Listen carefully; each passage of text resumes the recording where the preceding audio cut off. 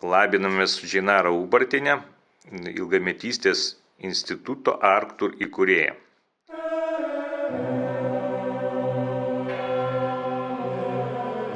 Kokie vienuolynai įtakojo balzamų unikalumą? Reliktinė Europos ir slavų vienuolynų vaistažolių paveldą aš domiuosi aktyviai jau arti 30 metų. Aišku, mane visų pirma pastumėjo įstabioji abatė Hildegard Bingen, nes mes važiavome į atskiras ekspedicijas ir tyrinėjom nepaprastai giliai, nuodugniai ir išsamei jos vaistažolinį paveldą, jos sakraliasias vizijas. Šiai dienai Arctur institute mes kaupiame, kolekcionuojame ir tyrinėjame įvairiausių vienuolynų paveldą ir mūsų pristatomuose balzamuose jūs matot 11 vienuolynų.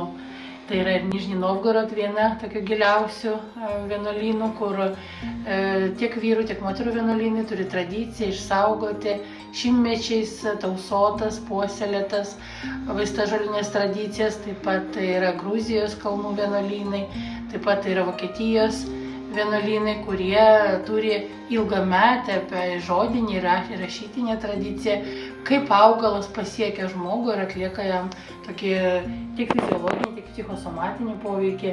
Aš vadinčiau tai bibliniu paveldu. O kaip ta šviesa persiduoda būtent į balzamą, į tą tinktūrą?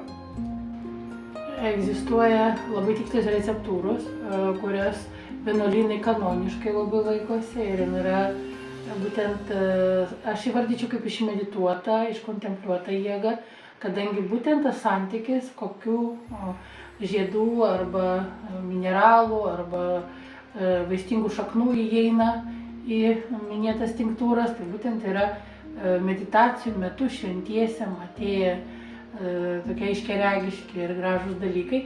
Kitas nemažiau svarbus veiksnys yra nepaprasta švaros ir tyrumo veiksnys, kuris holistiškai apjungia tą vaistažolių mandalą arba vaistažolių esencijos kaip ir esmę, kadangi tai yra visų pirma labai tylios ir tykios vietos, kurios turi vienintelę funkciją medituoti ir būti maldoje. Tai mes turime tokia tyrąja prasme jau pačias tyrvietės arba tyriausias ekologijos požiūrių, minties požiūrių, kadangi ten iš tikrųjų yra visos mintis tiesioginė prasme apie Dievą ir apie žmogaus egzistencijos esmę.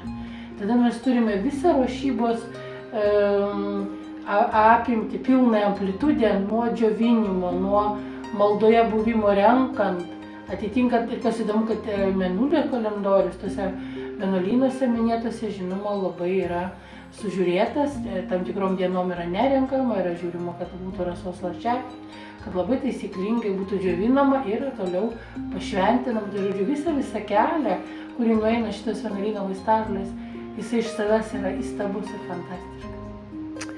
Ką palinkėsi 25 metam? Aš palinkėčiau to, ko mano akimis mums visiems labai trūksta. Tai mūsų atsigręžimo į esmę, simfonizacijos, kad visą, ką darote, darykite su meile ir labai labai lengvai. Ir kad atsirastų to vaikiško pirmo pradžio tikruminio džiaugsmo. Būkite sveiki ir būkite laimingi.